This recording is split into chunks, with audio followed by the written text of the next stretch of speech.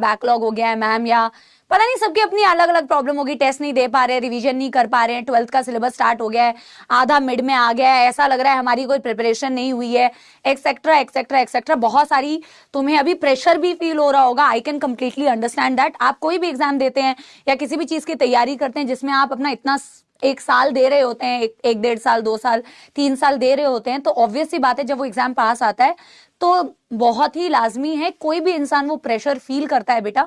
I just hope कि वो ज्यादा आप अपने ऊपर उस प्रेशर को बहुत ज्यादा इम्पैक्ट ना करने दो, और उसको हैंडल करने का तरीका केवल है कि पढ़ाई करना बेटा, वो रियलिटी है ना, कि वो सबसे बेटर तरीके से हैंडल हो सकता है सिर्फ पढ़ाई करके। तो आप अपना 100% इनपुट दो पढ़ाई करने में। प्लीज डोंट ये मत सोचना कि कैसा होगा, नहीं होगा तो मैं मेरे को सब बहुत सुनाएंगे और फिर मतलब मैं किसी लायक नहीं रहूंगी, है ना, फिर मेरे से जिंदगी में कुछ अच्छा नहीं हो सकता। क्योंकि ये सारी नेगेटिव थॉट्स अगर आप सोचोगे तो आप अभी प्रेजेंट टाइम पे पढ़ाई नहीं कर पाओगे।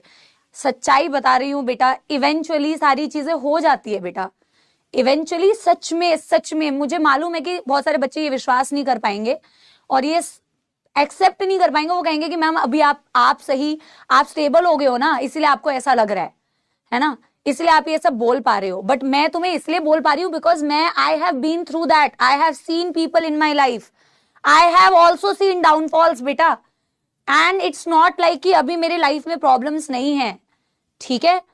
इवेंचुअली अगर आप गिव अप नहीं करते हो ना बेटा, अप्स एंड डाउन्स आएंगे, लो फेजेस होते हैं, लो मोमेंट्स होते हैं लाइफ में, डिमोटिवेशंस भी होती हैं, सब कुछ होता है बेटा, गिव अप करने का मन भी करता है और ऐसी भी फीलिंग आती है I am good for nothing, और लोगों की बातें भी आपको कई बार बहुत इंपैक्ट करती है। But the only thing that will help you is to keep going, कि मेहनत करते रहो, ठीक है ना, मेहनत करते रहना पड़ेगा बेटा। If you have to reach somewhere then you have to move na, you have to pehle walk, you have to then run, you have to do whatever it takes to reach to that point, understand that।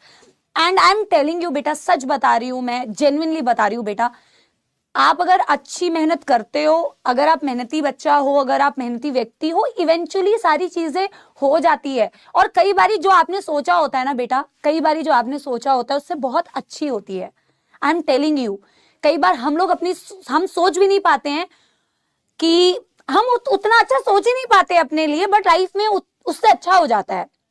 तो यही है कि I know ups and downs आते हैं और मुझे मालूम है ये वाला फेज बहुत टफ फेज होता है।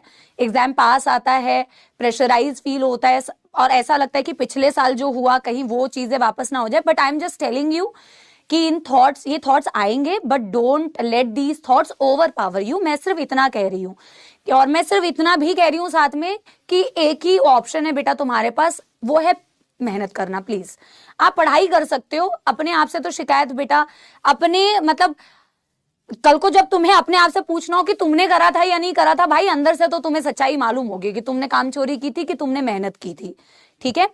रिजल्ट्स, एग्जाम कैसा आएगा, रिजल्ट कैसा होगा, एक्सेट्रा एक्सेट्रा, जितनी भी थॉट्स आती हैं वो किसी को नहीं मालूम है, किसी के हाथ में नहीं है बेटा, ठीक है।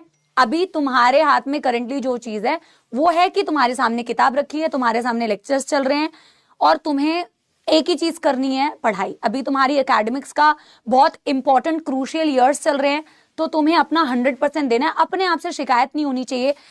आई एम टेलिंग यू, आज से 5, 6, 7, 8, 10 साल बाद अगर मेरी कही हुई ये बात तुम्हें जरूर याद आएगी कि मैम ने कहा था eventually everything will make sense, eventually everything will make sense. आप सोचोगे कि यार सच में एक टाइम था, कितना डिफिकल्ट टाइम था, मुझे लग रहा था पता नहीं क्या होगा, but now everything makes sense.